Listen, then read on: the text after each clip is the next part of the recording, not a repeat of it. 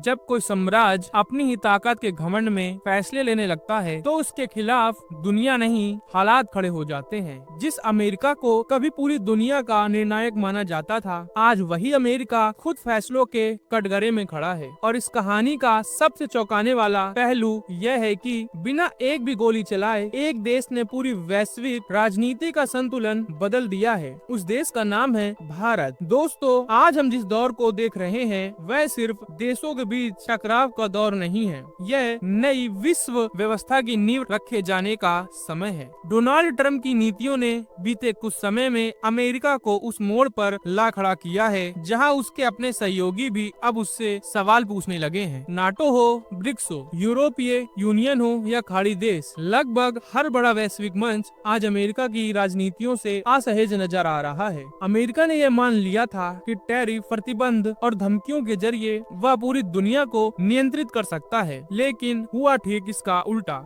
जिस north Atlantic ocean को America अपनी सैन्य ताकत का प्रतीक मानता था, आज वही इलाका अमेरिका के लिए रणनीतिक सिरदर्द बनता जा रहा है। एक तरफ ब्रिक्स देश अपनी सामूहिक मौजूदगी दर्ज करा रहे हैं, तो दूसरी तरफ नाटो के भीतर ही अमेरिका की भूमिका को लेकर असमंजस बढ़ रहा है। ट्रंप का ग्रीनलैंड को लेकर दिया गया बयान यूरोप के लिए आखिरी चेतावनी साबित हुआ। डेनमार्क ने खुलकर विरोध किया और उसके साथ पूरा यूरोप खड़ा हो गया है। अब यूरोपीय देशों को यह समझ आने लगा है कि अमेरिका के साथ आंख बंद करके चलना आर्थिक और सामाजिक दोनों स्तरों पर नुकसानदेह हो सकता है। यहीं से यूरोप की नजर भारत पर गई। भारत की सबसे बड़ी ताकत यही है कि वह किसी एक गुट का हिस्सा बनकर नहीं चलता। भारत ब्रिक्स का भी अहम सदस्य है और नाटो देशों के साथ भी उसके मजबूत संबंध है। यही संतुलन भारत को इस वैश्विक संघर्ष में सबसे प्रभावशाली खिलाड़ी बनाता है। अब हालात यहाँ तक पहुँच चुके हैं कि नाटो देश खुद भारत से सीधे संवाद और सहयोग की मांग कर रहे हैं। विदेश मंत्री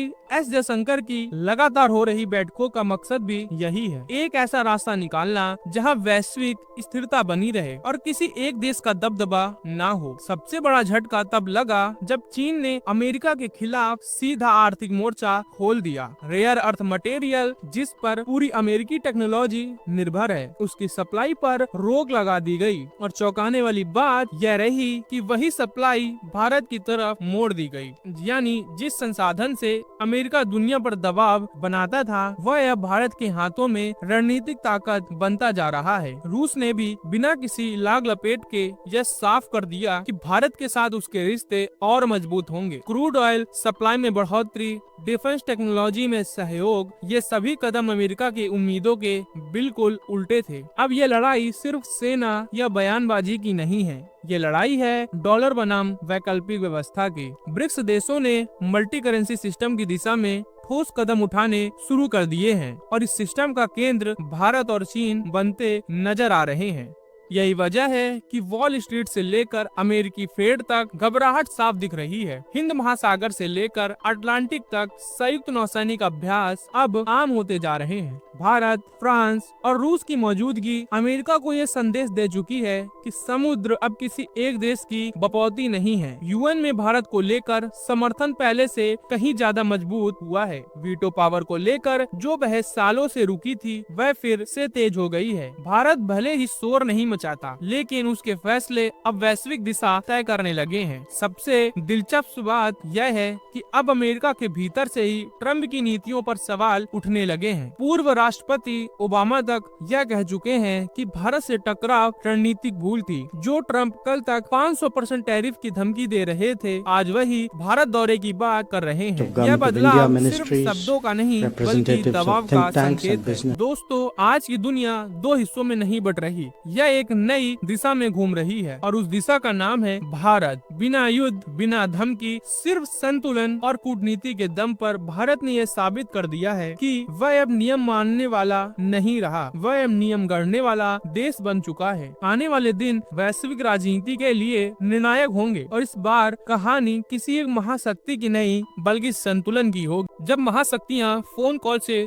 झुकाने की कोशिश करें, जब ब्रिक्स को तोड़ने की धमकियां खुलेआम दी जाएं, जब ग्रीनलैंड पर सैन्य कब्जे की बातें होने लगें और जब इंटरनेट ब्लैकआउट से किसी देश की सच्चाई छुपाई जाए, तब सवाल सिर्फ अमेरिका का नहीं रहता। सवाल होता है कि भारत क्या करेगा। आज की यह कहानी सिर्फ भारत, अमेरिका या फ्रांस की नहीं है। यह कहानी है ग्लोबल पावर शिफ्ट की, जहां दोस्त भी दबाव बना रहे हैं और दुश्मन भी रणनीति बदल रहे हैं। इस वीडियो में हम उन अपडेट्स की बातें करेंगे जो मेन स्ट्रीम न्यूज चैनल पर आपको नहीं दिखा रहे, इसीलिए वीडियो को अंत तक जरूर देखिए। कुछ दिन पहले भारतीय विदेश मंत्री डॉक्टर एस जयशंकर का जन्मदिन था, लेकिन निजी जश्न से पहले उन्होंने देश की जिम्मेदारियां चुनी। इसी वजह से वह आज फ्रांस में हैं और कुछ ही घंटों पहले उनकी मुलाकात फ्रांस के राष्ट्रपति एम्यूनल मैक्रोन से हुई। इस मुलाकात में सबसे बड़ा संकेत तब मिला जब एम्यूनल मैक्रोन ने फरवरी में भारत आने का न्योता स्वीकार किया। 19 से 20 फरवरी को Bharat AI global summit host करने जा रहा है, जहां आर्टिफिशियल इंटेलिजेंस के ग्लोबल गवर्नेंस और इंक्लूसिव ग्रोथ पर चर्चा होगी। मैक्रोन इस समिट का निमंत्रण स्वीकार करने वाले पहले वर्ल्ड लीडर बन गए हैं, लेकिन असली संदेश इससे भी बड़ा है। जहां अमेरिकी राष्ट्रपति डोनाल्ड ट्रंप ब्रिक्स संगठन को पसंद नहीं करते, वहीं एम्यूनल मैक्रोन ने भारत की 2026 ब्रिक्स प्रेसिडेंसी को खुला समर्थन दे दिया है। मैक्रोन ने साफ कहा कि G7 को ना तो चीन विरोधी होना चाहिए और ना ही ब्रिक्स विरोधी। उन्होंने यह भी कहा कि भारत के नेतृत्व में G7 और ब्रिक्स के बीच एक ब्रिज बनाना फ्रांस की टॉप प्रायोरिटी होगी। यह बयान सीधे सीधे वॉशिंगटन की नीति को चुनौती देता है। अब आते हैं एक और न्यूज पर। ग्रीनलैंड। व्हाइट हाउस ने हाल ही में कहा कि ग्रीनलैंड को अमेरिका में शामिल करने के लिए मिलिट्री ऑप्शन भी खुले हैं। इसके जवाब में डेनमार्क ने बहुत सख्त और आक्रामक बयान दिया। डेनमार्क की डिफेंस मिनिस्ट्री ने कहा, अगर किसी भी तरह के सैन्य घुसपैठ हुई तो उनकी सेना को शूट फर्स्ट आस्क लेटर के आदेश हैं। हालांकि सच्चाई यह है कि सैन्य ताकत के मामले में डेनमार्क अमेरिका के सामने टिक नहीं सकता, लेकिन ये बयान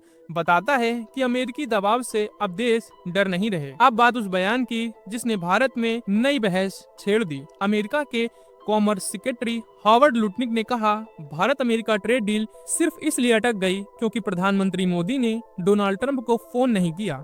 इस बयान का मतलब साफ था, झुको तभी डील होगी। लेकिन भारत के विदेश मंत्रालय ने इस नैरेटिव को सिरे से खारिज कर दिया। MEA ने कहा, प्रधानमंत्री मोदी और राष्ट्रपति ट्रंप 2025 में 8 बार फोन पर बात कर चुके हैं और ट्रेड डील पर बातचीत फरवरी 2025 से लगातार चल रही है। यानी फोन कॉल का बहाना तथ्यों से मेल नहीं खाता। निकोलस मादुरो के कमजोर पड़ने के बाद अब अमेरिका के पास वेनेजुएला का एक बड़ा तेल भंडार है। अमेरिका भारत को एक संभावित बड़े ग्राहक के रूप में देख रहा है। भारत को सस्ता क्रूड ऑयल चाहिए और अमेरिका को ट्रेड डिफिसिट कम करना है, यानी डील दोनों के फायदे में हो सकती है। ईरान के एम्बेसडर भले ही भारत को सब कुछ सामान्य बता रहे हों, लेकिन ग्राउंड रियलिटी कुछ और है। ईरान में पूरा इंटरनेट बंद, फोन सर्विस बंद, इंटरनेशनल फ्लाइट्स रोकी गईं और एयर स्पेस आंशिक रूप से बंद कर दिया गया है। यह संकेत साफ कहता है कि हालात गंभीर हैं। दुनिया हर 24 घंटे में बदल रही है। कोई दबाव बना रहा है, कोई धमकी दे रहा है, कोई नैरेटिव सेट करने की कोशिश कर रहा है। इन सब के बीच भारत बिना झुके, बिना शोर मचाए अपनी रणनीति पर आगे बढ़ रहा है। यही है भारत की नई विदेश नीति, शांत लेकिन सख्त। अगर आपको यह एनालिटिक्स पसंद आया हो तो वीडियो को लाइक कर दें, चैनल को सब्सक्राइब कर दें और बेल नोटिफिकेशन जरूर ऑन करें। जय हिंद, वंदे मातरम।